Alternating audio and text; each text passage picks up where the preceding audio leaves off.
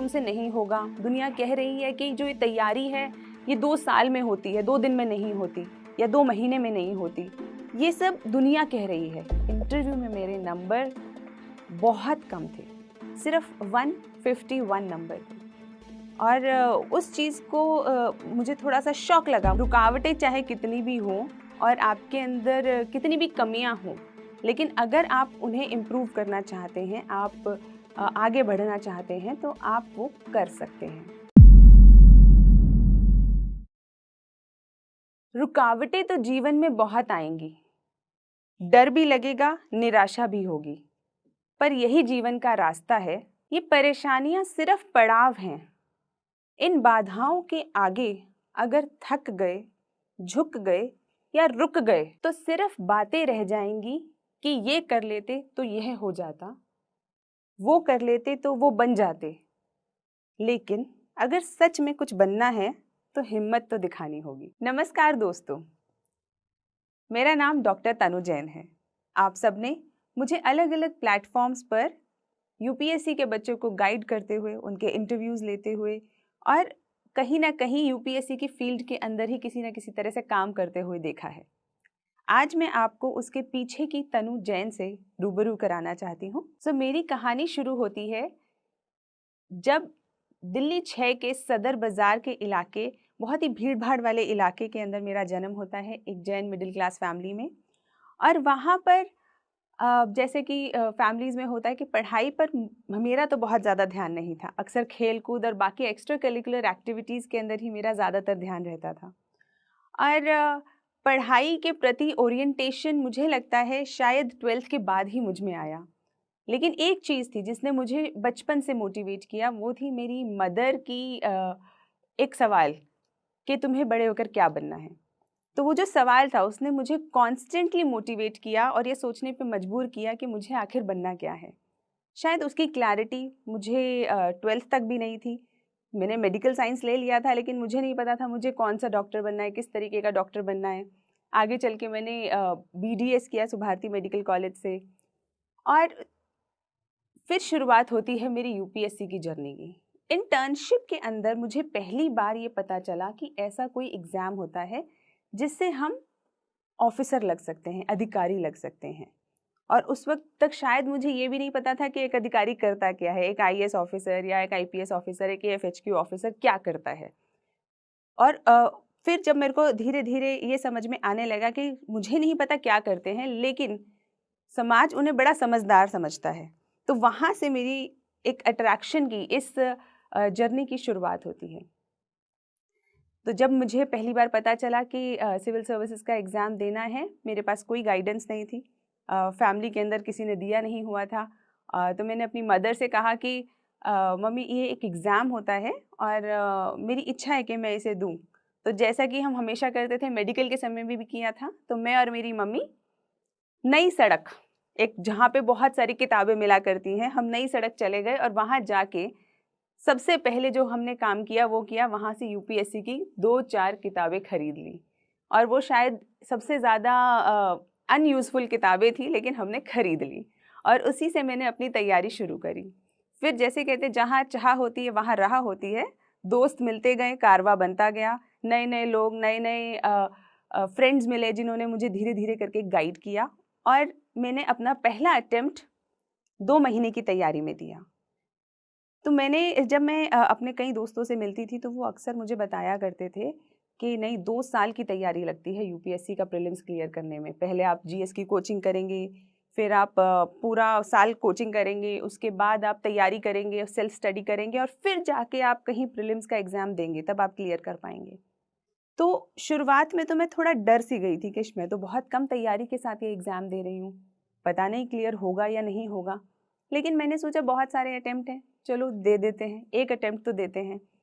और मैंने बहुत जी तोड़ तैयारी करी और 2 महीने के अंदर ही मेरा प्रीलिम्स क्लियर हो गया।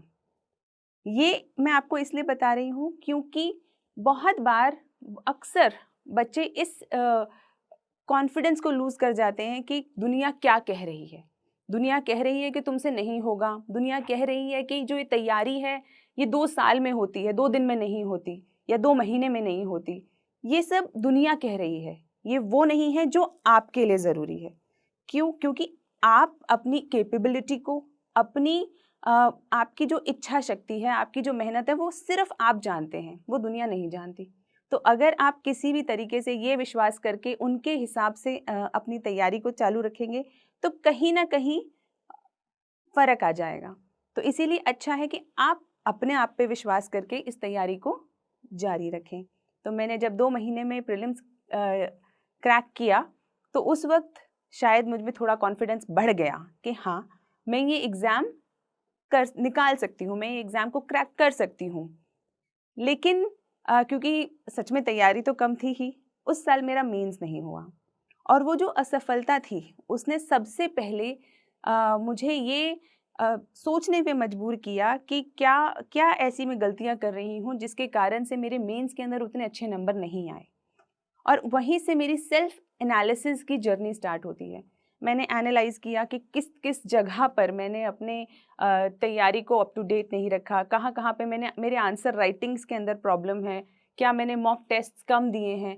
तो ये सारे जो भी अलग अलग चैलेंजेस थे उनको मैंने एनालाइज़ किया, एक डायरी में लिखा और हर तरीके से कोशिश करी कि उनको एक एक करके एड्रेस किया जाए।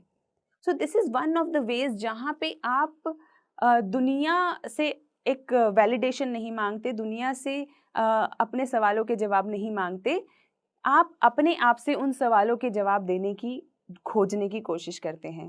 And this is what I always tell aspirants also कि जब भी आपको ऐसा लगे कि मेरी तैयारी बहुत अच्छी नहीं जा रही तो मैं किससे पूछूं, किससे पूछूंगी कि मेरे को क्या करना चाहिए, क्या मुझे और पढ़ना चाहिए या मुझे और टेस्ट पेपर करने चाहिए। ठीक है, जो सामने वाला व्यक्ति है आपको थोड़ा सा गाइड कर सकता है, लेकिन दिल की सच्चाई से अगर आप पूछेंगे, अपने आप से अगर आप पूछेंगे तो हमें हम सबको पता होता है कि हमारी तैयारी किस लेवल की है। क्या हमने पढ़ाई ईमानदारी से नहीं करी है, या हम सिर्फ दूसरों को दिखाने के लिए पढ़ाई कर रहे हैं, या हम पढ़ाई तो कर रहे हैं लेकिन क्या हम अपने सेल्फ इवैल्यूएशन पे, सेल्फ एनालिसिस पे उतना ध्यान दे रहे हैं या नहीं दे रहे हैं। तो ये सब हमारे मन को, हमारी अंतरात्मा को पता होता है। तो जहाँ सबसे पहला जो सवाल होने चाहिए आपके, वो आपकी अपने आप से होने चाहिए और वहीं से आपको जो चैलेंजेस नज़र आएँ उन्हें आप एड्रेस करें। तो जब मैंने अपने चैलेंजेस, आंसर राइटिंग के चैलेंजेस को ओवरकम किया तो बिल्कुल ओवरकम करते ही मेरा मेंस क्लियर भी हो गया। नेक्स्ट अटेम्प्ट के अंदर प्रीलिम्स क्लियर हुआ, फिर मेंस क्लियर हुआ। और मुझे हमेशा से ऐसा लगता था कि इंटरव्यू के अंदर मेरे नंबर बहुत अच्छे आएंगे, क्योंकि स्कूल के समय से ही डिबेट्स में पार्टिसिपेट करना, स्पीचेस देना, दोस्तों के साथ बात करना, तो मेरे को अक्सर और राष्ट्रीय अंतर्राष्ट्रीय मुद्दों पर हमेशा से मेरे को ऐसा लगता था कि मुझे जानकारी है। और यही शायद वो सब क्राइटेरियाज थे जो उस वक्त तक मुझे लगते थे कि एक पर्सनालिटी का हिस्सा होते हैं। और जब मैंने अपना पहला इंटरव्यू दिया उसके बाद मुझे ऐसा लगा कि शायद इस साल तो मेरा सिलेक्शन हो ही जाएगा, अब तो बस टॉप रैंक्स में आने की देरी है। लेकिन जब रिज़ल्ट आया तो मुझे समझ में आया कि सिलेक्शन तो हो गया, लेकिन इंटरव्यू में मेरे नंबर बहुत कम थे, सिर्फ 151 नंबर थे। और उस चीज़ को मुझे थोड़ा सा शॉक लगा, मुझे एक शॉक लगा कि इंटरव्यू में जिस चीज़ के ऊपर मैं काउंट कर रही थी उसके अंदर मेरे इतने कम नंबर। और फिर जब मैंने अपना अगला अटेम्प्ट दिया तो जैसा कि मैंने पहले मेंस के साथ अपनी एक प्रोसेस को दोहराया था, वैसा ही मैंने इंटरव्यू के साथ किया। I started a journey of self evaluation. जब मेरे नंबर कम आए मैंने इनर ट्रांसफॉर्मेशन किया, बहुत सारा एनालिसिस किया और उसके अंदर मेरी मदद करी मेरे फ्रेंड, गाइड एंड फिलोसोफर, जो मेरे अजीज़ दोस्त, जो अब मेरे हस्बैंड भी हैं, वात्सल्य कुमार। और हम दोनों ने बहुत काम किया इस पे। और उसके बाद जब मैंने इंटरव्यू दिया तो मेरे 200 नंबर आए and that was something which actually helped me to understand कि रुकावटें चाहे कितनी भी हों और आपके अंदर कितनी भी कमियां हों, लेकिन अगर आप उन्हें इम्प्रूव करना चाहते हैं, आप आगे बढ़ना चाहते हैं तो आप वो कर सकते हैं। लोग अक्सर पूछते हैं कि आपने उन 2 महीनों में कैसे तैयारी करी कि आपने प्रीलिम्स क्रैक कर लिया। तो मैं कहती हूँ कि मैंने सिर्फ बेसिक बुक्स सबसे पहले ख़त्म करी। अक्सर क्या होता है, जो लोग यूपीएससी की तैयारी कर रहे होते हैं तो मन में एक मिथ बैठ जाता है कि पता नहीं कितनी एक्स्ट्रा ऑर्डिनरी तैयारी करनी है, शायद 100-200 किताबें पढ़नी होती होंगी, उसके बाद शायद जाके एग्ज़ाम क्लियर होगा।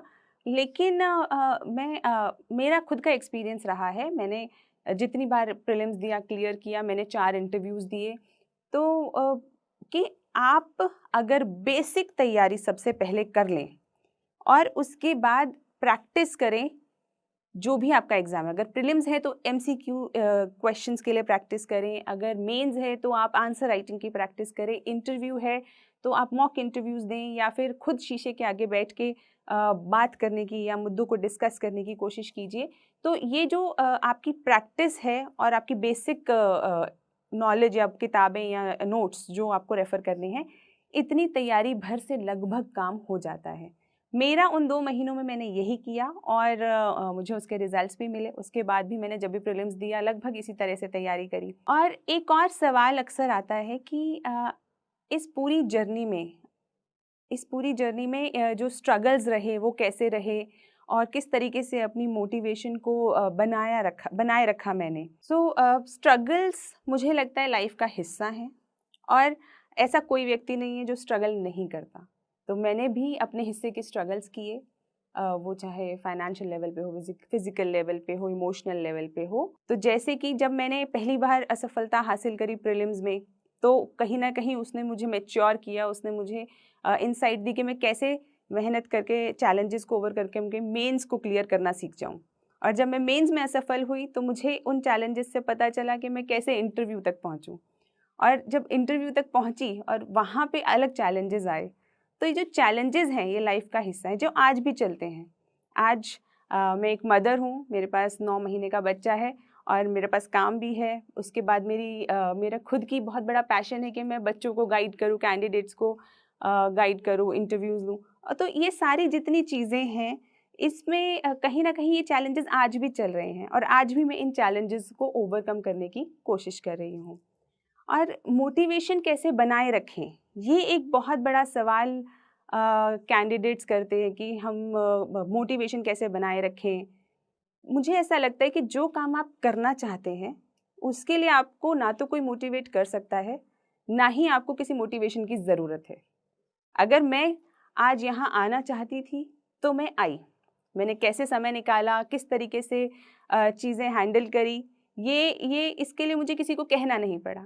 तो इसी तरीके से अगर आपको सिविल सर्विसेज की तैयारी करनी है, आपको नीट की तैयारी करनी है, आईआईटी की तैयारी करनी है, आपको किसी जॉब इंटरव्यू के लिए जाना है, अगर आपको वो करना है, तो उसके लिए आपको कोई मोटिवेट नहीं कर सकता। That has to be your internal motivation, क्योंकि वो आपको करना है। उसके लिए आप क्या स्ट्रगल करेंगे, क्या रात की नींद को सैक्रिफाइस करेंगे, क्या आप मेहनत करेंगे, किस तरीके से आप करेंगे, that has to be your own challenge. ये आपकी ज़िंदगी का अपना चैलेंज है जिसका जवाब आपको खुद ढूंढना है। कोशिश करें कि आपकी जो खुद की इच्छा है, जो खुद का सेल्फ मोटिवेशन है, that should be the main focus of your life. तो बहुत सारे लोगों को हो सकता है आपको उनकी बात को किनारे करना पड़े, लेकिन अगर आप खुद से ईमानदार हैं और आपको पता है कि आप क्या कर रहे हैं, तो आप अपने रास्ते पे चलते रहिए। मेहनत से ना डरें, स्ट्रगल्स से ना डरें और हर तरीके से जो सपने होते हैं, सपने वही होते हैं ना जो हमें सोने नहीं देते, ऐसा श्री कलाम साहब ने कहा है। तो वो बात बिल्कुल सत्य है। तो अगर आपके पास कोई ऐसा सपना है जो आपको सोने नहीं देता, तो सोने की ज़रूरत नहीं है, बिल्कुल सोने की ज़रूरत नहीं है। उसके लिए मेहनत करें, उसे जिएं। क्योंकि हम सब जितने भी क्योंकि शायद जब मैं स्कूल में थी या जब मैं कॉलेज में थी, मैंने भी नहीं सोचा था कि मैं एक दिन सिविल सर्वेंट बनूंगी या एक दिन शायद मुझे जोश टॉक्स यहाँ पे बुलाएगा। तब तो सबसे ज़्यादा जो मुझे लगता है कि मेरा हाईएस्ट एम जो था वो ये था कि शायद मैं किसी तरीके से एक ठीक ठाक सी नौकरी ले लूँ कहीं पर, अपने आप को बस फाइनेंशियली इंडिपेंडेंट करने की एक मेरी सोच थी। उसके अलावा मुझे ये नहीं पता था कि मैं आगे चल के क्या करूँगी। तो वो एक बहुत ही छोटा सा एम है, फाइनेंशियली इंडिपेंडेंट करना खुद को। तो इसके बाद जब लेकिन आपका जो भी सपना है, आपके जो भी एम्स हैं, उनको आपको ओन करना है। तो किसी और के लिए नहीं करना है, मम्मी पापा के लिए नहीं करना है, समाज के लिए नहीं करना है, कंट्री के लिए नहीं करना, किसी चीज़ के लिए नहीं करना है, क्योंकि ये सब तो बाद में आएगा ही आएगा। जब आप बन जाओगे तो किसके लिए करोगे? देश के लिए करोगे, समाज के लिए करोगे, अपने माता पिता, भाई बहन, दोस्तों के लिए करोगे। लेकिन सबसे पहले क्या ज़रूरी है? आपका सफल होना। पहले सफल हो जाएं, उसके बाद जब आप खुद पावरफुल हो जाएंगे, जब आप खुद एम्पावर्ड हो जाएंगे, तब आप सारे वो काम कर सकेंगे जो आप करना चाहते हैं। Thank you.